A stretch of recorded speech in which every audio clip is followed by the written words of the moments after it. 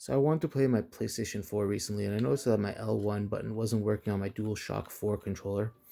The R1 button is working, and usually what happens is on the home screen when you hit the R1 button, it takes you to the very right side of the screen, so that's working, and the L1 button is supposed to take you to the very left side of the screen. But that's not working currently, and I looked inside and I found a fix to this problem. I've seen a few other people had similar issues with their controllers, so I thought I'd share the solution that I found. All you need really is some tinfoil, scissors, screwdrivers to open up the controller. Now, I already took apart the controller, so as you can see, the controller's already kind of open. I didn't want to do it in front of you guys because it takes a while to pry it open, and there's a bunch of videos out there already showing you how. But all you gotta do is really take out the four screws here and kind of slowly pry it open from the corners and the edges. And it takes a little bit of time, but once you do, the controller slowly come open. Now, when you open the controller, there's a few things to keep in mind. The first thing is that there's a ribbon attached from the back of the controller to the front of the controller. So the way to take out the ribbon is all you got to do is find the blue tab and kind of hold it by the blue tab and the ribbon and pull it out carefully. Now, usually you want your controller to already be off when you're doing all this, but I'm just going to go at it like this, and you should all probably just turn off your controller before going through with this. But let's continue on. Another thing to keep in mind is when you are opening it, this part of the controller is kind of cradling the trigger button. So as you take it out, make sure the trigger buttons stay with the front of the controller. They can pop out and come towards you. Now, the problem is not that the triggers will come out because they're going to pop out anyways, but the problem is there's little springs on the inside over here that come with the trigger buttons, and you don't want them to pop out as you open the controller. Another thing to take note is right here, there's a little button that can slip out real easily. This is your controller's reset button. So if I just grab it right here and pull it out carefully, this is what it looks like. If I can get the camera to focus. So it's a little like rubber button, and it just kind of slides right in there. And then this is what you press to reset your controller. So I'm gonna put it over here right next to the screws that I have for my controller. And let's start taking it apart. So what you gotta do is, now we gotta get in here. So we're gonna take the controller apart. Now remember, there's a spring inside the L2 trigger. So I usually put my thumb on the side of the controller and I slowly wiggle it away to the back of the controller.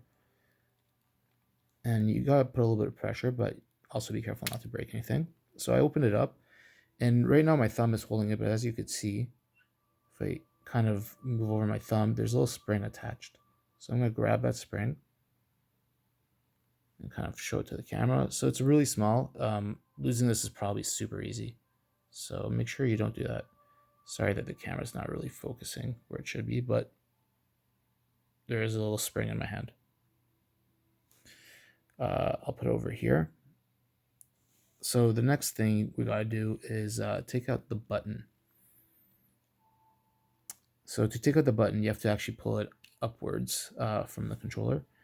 And I usually just kind of pull it on one end of the button first, and then kind of pull the other end.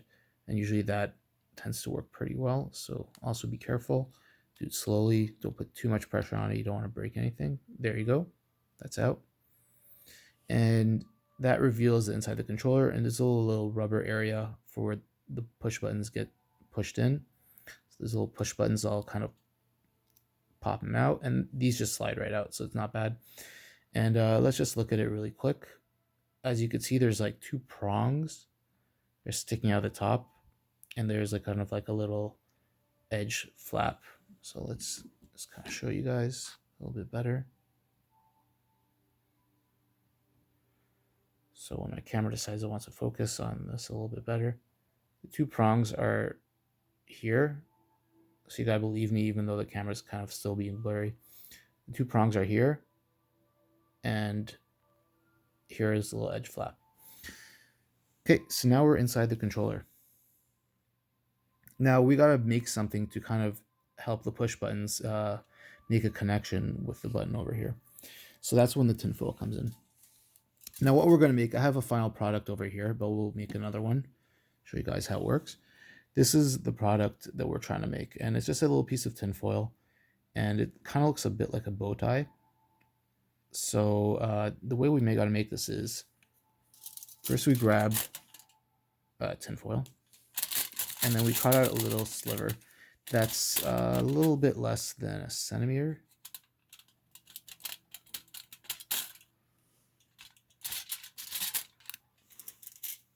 So maybe like, I would say maybe it's 7 millimeters wide.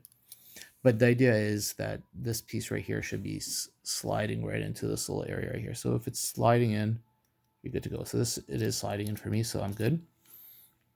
The second step is we gotta scrunch this piece of metal so that it's a little bit like more rigid and a little scratchy, you could say. So just go ahead and bend it around. So you don't want it to be smooth. You want this tinfoil to be very bent and rigid.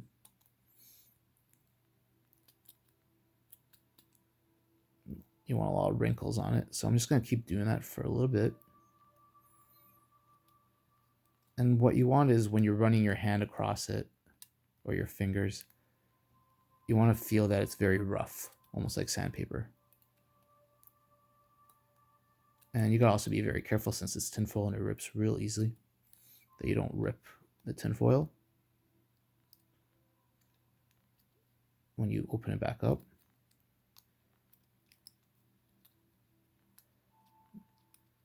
And let's just do, I think it's getting pretty good. There you go. That part's really good. Let's get a little bit deeper there, and I think that will do. All right, so this is the piece we have right now. It's nice and wrinkly. And what we're going to do is we need to fold it in to make a little bow tie out of it. The reason for that is so that this piece of metal can fit between the prongs of those little rubber push buttons. So go ahead and twist it carefully. So I twist it carefully, and then I just kind of smush it in the area where I twisted. So this is how it kind of looks right now. And then I kind of flatten it out, and I kind of still try to give it a bigger bow tie look as I work it in.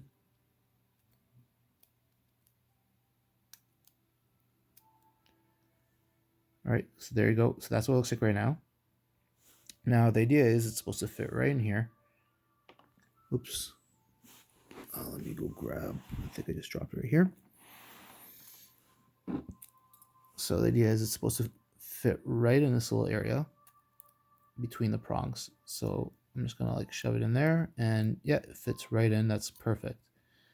And the two metal pieces are supposed to cover the push button, so that works well.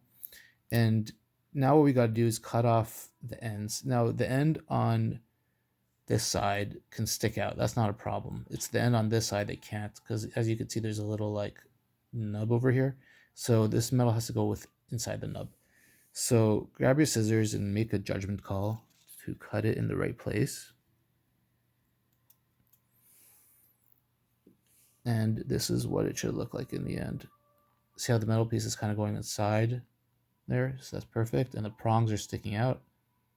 So that works well for me. Yep. And that's it. So now we got to put everything back together. So kind of hold your little piece together and just put it in. So the part with the edge that was sticking out goes in like that. Let's kind of get it in there. And the reason the prongs need to stick out is because the prongs actually go into the controller and they hold these push buttons in.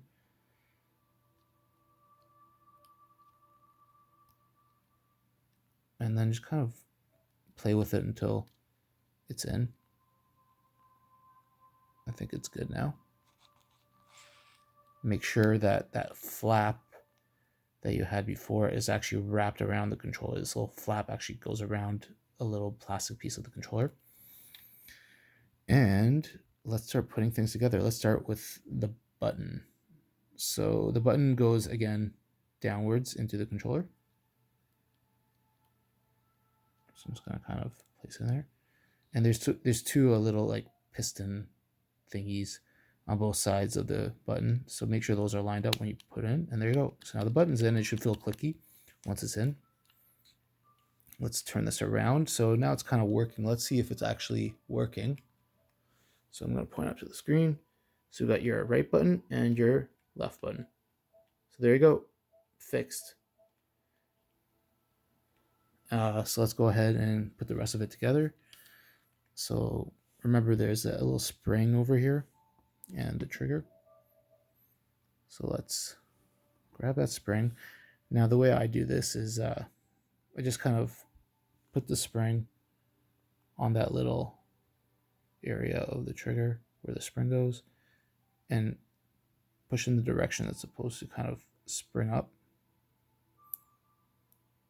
It's kind of tricky, but then I kind of hold it in place like that. So I'm holding the spring in place, and then I try to get the spring to kind of line up where it's supposed to go in the controller. So it's hard to see, I know, but once it's lined up,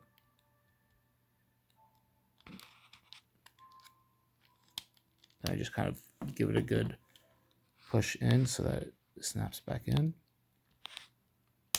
There you go. I think it's good. So once that's in, oh, maybe not in all the way. There you go.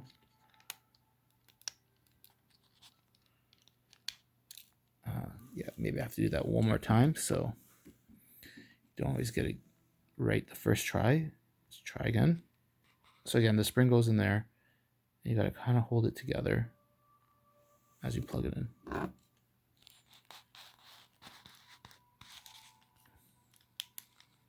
Yeah, that should be good now. Okay, is that right? Yeah, so now it's nice and springy.